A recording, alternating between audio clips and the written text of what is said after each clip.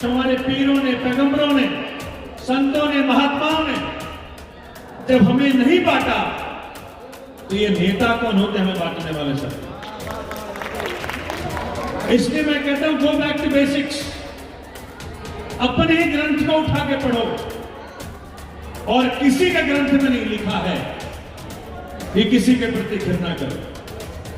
मतलब कहते हैं गणतंत्र का मतलब ये होता है, बताइए।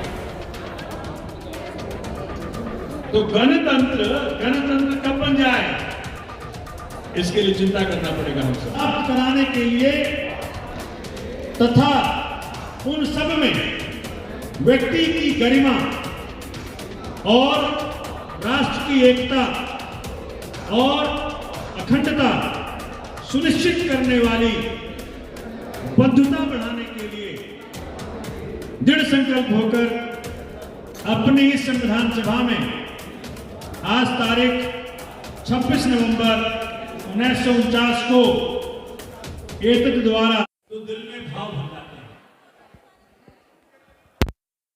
बेहतरीन मौका क्या होगा जब मैं हिंदुस्तान की गंगा जमुनी तहजीब की बात करूं। साथियों, मैंने पहले भी कई बार अर्ज किया है कि देखिए जो धर्म ग्रंथ है हमारे, जैसे आप हिंदुइज्म को लें, मैं क्यों कह रहा हूं क्योंकि माहौल कुछ ऐसा देश में है, जो लोग बांटने में लगे हुए हैं तो हमें जोड़ने में लगना पड़ेगा, समझाना पड़ेगा, बताना पड़ेगा, राजी करना पड़ेगा कि हमारी तहजीब क्या है, हमारी विरासत क्या है। हिंदुइज्म में हम क्या बात करते हैं, कहते हैं वसुधैव कुटुंबकम, पूरा विश्व जिसका परिवार हो।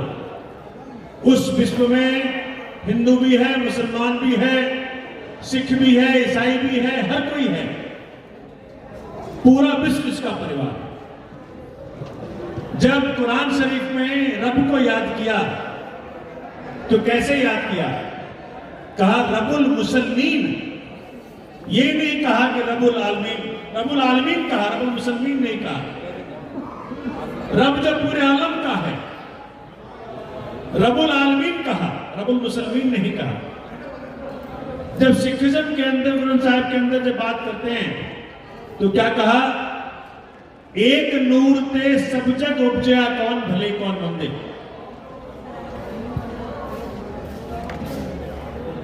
सब जग, उस जग में हिंदू भी है, मुसलमान भी है, सिख भी है, ईसाई भी है। जब क्रिश्चियनिटी में बात की तो कहा kingdom of God is with in you.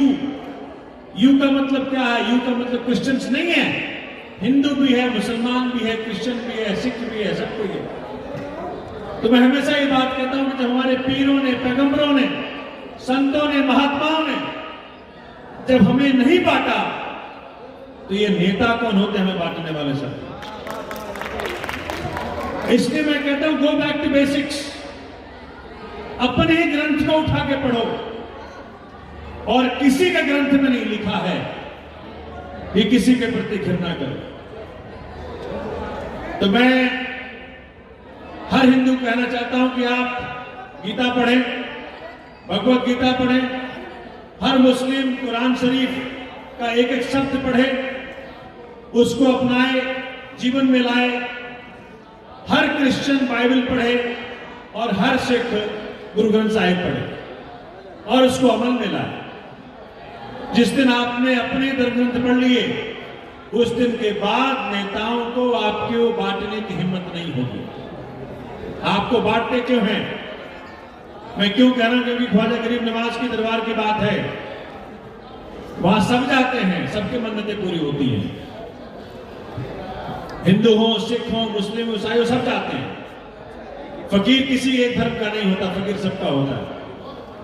और अभी 26 जनवरी को गणतंत्र दिवस मनाया हम सब ने।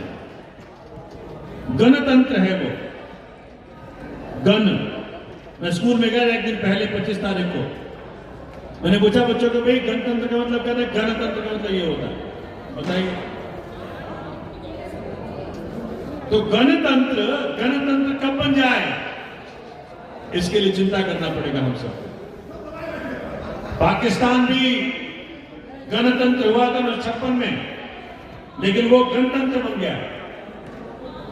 हमारा देश अभी भी गणतंत्र है, जनता का शासन है, जनता का शासन है। और ये खूबसूरती कहां से आती है? भारत के संविधान से आती है।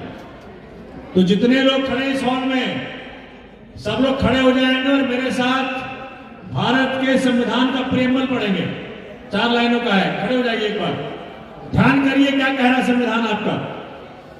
सभी सब सारे जितने लोग पीछे खड़े हैं सब मेरी तरफ मुखातिब हो जाएं और सभी मेरे साथ भारत का फैसला करता है। देश में कोई व्यक्ति सुप्रीम नहीं है, देश में संविधान सुप्रीम है। 1950 26 जनवरी को देश को संविधान के सुपुर्द कर दिया गया। इसी संविधान से पीएम भी आते हैं, सीएम भी आते हैं, मैं एमएलए भी आता हूं, एमपी भी आते हैं, काउंसिलर भी आते हैं। संविधान मालिक है इस देश का, कोई व्यक्ति मालिक नहीं देश का। तो सभी साथी मेरे साथ दोहराएंगे और ये कि जो देश है ये कितना गहरा है और कितना खूबसूरत है, इन 4 लाइनों में आपको दिख जाएगा। सभी लोग मेरे साथ साथ दोहराएंगे। तैयार हैं? तैयार हैं? हम भारत के लोग भारत को एक संपूर्ण प्रभुत्व संपन्न समाजवादी पंथ निरपेक्ष लोकतंत्रात्मक गणराज्य बनाने के लिए तथा उसके समस्त नागरिकों को सामाजिक, आर्थिक और राजनीतिक न्याय, विचार, अभिव्यक्ति, विश्वास, धर्म और उपासना की स्वतंत्रता, प्रतिष्ठा और अवसर की समता प्राप्त कराने के लिए तथा उन सब में व्यक्ति की गरिमा और राष्ट्र की एकता और अखंडता सुनिश्चित करने वाली बद्धता बढ़ाने के लिए दृढ़ संकल्प होकर अपनी इस संविधान सभा में आज तारीख 26 नवंबर 1949 को एतद द्वारा इस संविधान को अंगीकृत, अधिनियमित और आत्मार्पित करते हैं। यह है संविधान, यही देश है। साफ साफ कह दिया, सभी को अपने अपने धर्म को मानने की, प्रैक्टिस करने की इंडिपेंडेंस है।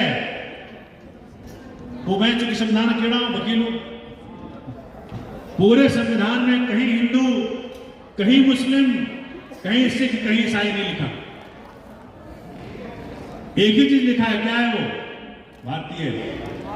क्या लिखा है? भारतीय लिखा है। तो मेरे साथ जोरदार तरीके से बोले, गूंज पहुंचनी चाहिए हर तरीके से।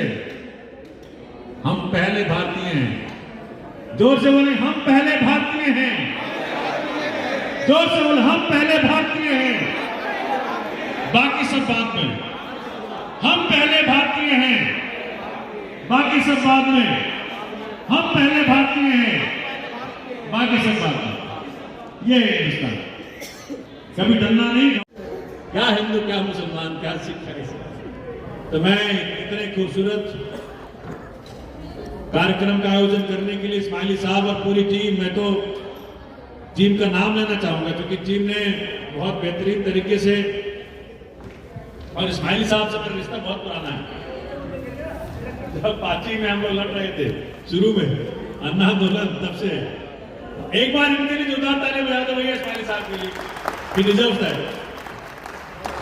मैं इस्माइली साहब का, परवेज नूर साहब का, मुस्तफा साहब का, इस्लामुद्दीन साहब का, अनवर मसूद साहब का, बकार गोपाली साहब का शाहिद उस्मानी साहब का, शहनाज हिंदुस्तानी आज नहीं आ पाए हैं वो, जनाब साहबुद्दीन कुतबी, फ़हीमुद्दीन सैफी, सलाउद्दीन साहब का, साजिद निजामी साहब का, डॉक्टर काफिल साहब का आज, और इमरान हुसैन जी भी मेंबर हैं आपके उस कमेटी के।